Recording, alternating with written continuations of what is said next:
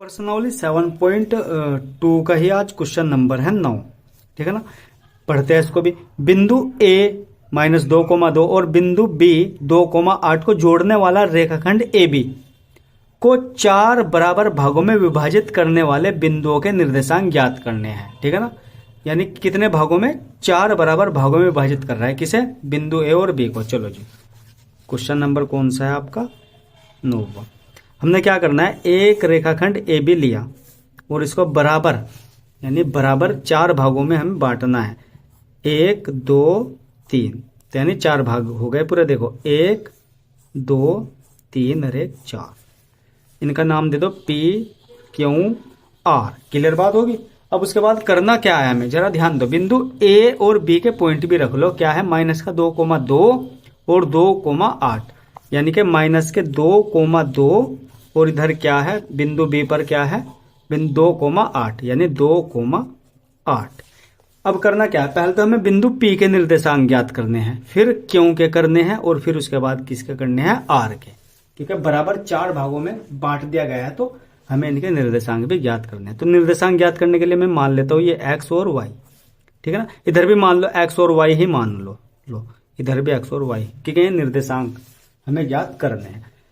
अब देखो ए को क्या मान लो? x1 y1 और इधर बी को क्या मान लो? x2 y2। और यहां पर सबसे पहले किसके ज्ञात करने हैं? बिंदु P के। तो उसके लिए हमें अनुपात चाहिए। तो अनुपात यानी m1 m2 जो होंगे। अब जरा ध्यान दो, यहां कितने भागों में बटे हैं? ये 4 में। तो यानी शुरुआत में कितना भाग है? 1 है। और इसके यहां साइड में कितना है? 1 2 3, यानी 1:3। और क्यों के लिए करोगे तो कितना हो जाएगा? 2:2। ठीक है ना। और आर के लिए कितना होगा? 1 2 3, 3:1 हो जाएगा। यानी सबके अनुपात हमारे पास है। ठीक है ना। अब उसके बाद करना क्या है हमें? बिंदु सबसे पहले किसका? बिंदु P के निर्देशांक ज्ञात करने हैं। अब निर्देशांक का फॉर्मूला तो आपको याद है ही, या हो गया होगा याद पक्का अब तक। तो करना क्या है, x = m1x2 प्लस m2x1 और अपॉन में m1 प्लस m2। अब x = m1 का मान क्या है? 1 है। x2 का मान कितना है हमारे पास? x2 का मान देख लो 2 है, 2। और प्लस m2 का मान कितना है? 3। और x1 का मान कितना है? x1 का मान है -2। और अपॉन में क्या है? m1 प्लस m2, यानी ये क्या है? 1 + 3, 1 + 3। अब उसके बाद करना क्या है हमें?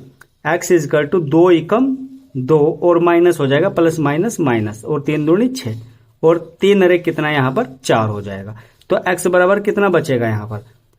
यहाँ पर बचेगा -4/4 और 4 एकम 4। तो x का मान कितना आएगा हमारे पास? -1 आ जाएगा। ठीक है ना, -1।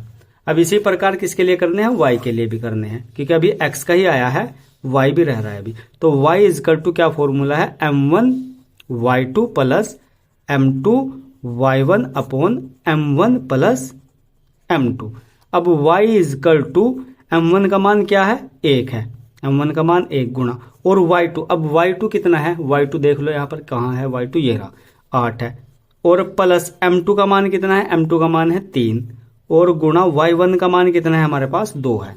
y1 का मान 2 है और अपॉन में m1 प्लस m2 कितना है? 1 + 3 हो जाएगा। अब y = 8 एकम 8 और प्लस 3 दूनी कितना? 6 और बटे में 3 और 1 4। अब y = यह कितना हो जाएगा? 8 और 6 कितना हो जाएगा? 14 और बटे में कितना है? 4 है। इसको काट दो 2 से, 2 दूनी 4 और 2 सत्ते 14, यानी y का मान कितना आ जाएगा? 7/2 आ जाएगा। लो जी, तो यहां पर आप लिख दो बिंदु अतः किसके? बिंदु P के निर्देशांक क्या है? x का मान कितना है? -1 और y का मान 7/2, तो -1/7/2 आ जाएगा। अब उसके बाद आपको काम क्या करना है? अब क्या करना है? बिंदु क्यों के लिए काम करना है। तो बिंदु क्यों के लिए सिर्फ आपको जब आप लिखोगे तो m1 m2 का मान कितना हो जाएगा आपके लिए? ये बताओ। ये हो जाएगा 2:2 हो जाएंगे, 2:2। ठीक है ना।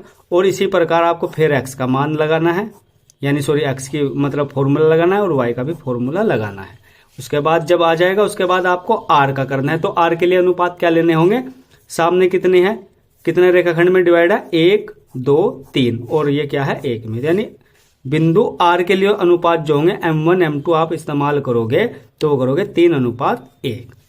और कमेंट में बताना है आपको बिंदु क्यों के और आर के जो निर्देशांक है वो क्या है। तो आई होप आपको यह क्वेश्चन समझ आ गया होगा। तो जरा वीडियो को कर दो लाइक और चैनल को कर दो सब्सक्राइब और मिलते हैं अगली वीडियो में वापस, तब तक के लिए बाय।